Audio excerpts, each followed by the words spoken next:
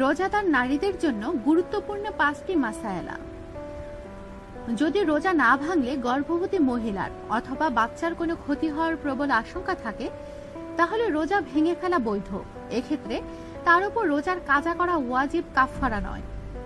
এ ধরনের আশঙ্কা ছাড়া রোজা ভাঙা গুনাহ, তাতে কাফফারা দেওয়াও ওয়াজিব হবে। তবে ওই দিন সূর্যাস্তের আগেই যদি বাচ্চা জন্ম হয় তাহলে কাফফারা রহিত হয়ে যাবে। বাচ্চা জন্ম দেওয়ার পর প্রসূতি অথবা রুগ্ন দুর্বল মহিলা রোজা রাখতে পারবেন না। এমত অবস্থায় তার পক্ষে ফিদয়া দেয়া যথেষ্ট নয়। যদি ফিদয়া দিয়ে দেয় এবং পরে সুস্থ হয় এবং ক্ষমতা এসে যায় তাহলে ওই রোজার কাজা করা জরুরি। দুধ পান করানোর দ্বারা মহিলাদের রোজা ও অজু ভাঙে না। রোজা এই জন্য ভাঙে না, দুধ বের হওয়া স্বাভাবিক। রোজা তো পানাহার ও যৌনাচার থেকে বিরত থাকার নিয়ম।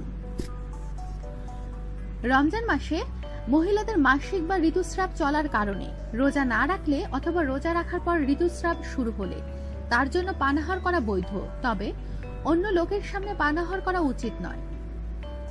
দিনের বেলা যদি ঋতু বন্ধ হয়ে স্বাভাবিক হয়ে ওঠে তাহলে দিনের বাকি অংশে রোজাদারের মতো পানাহার ও যৌনাচার বর্জন করা ওয়াজিব। রোজা রাখা অবস্থায় নিজের ছোট বাচ্চাকে মুখ দিয়ে চিবিয়ে কোনো খাদ্য খাওয়ানো মাকরুহ।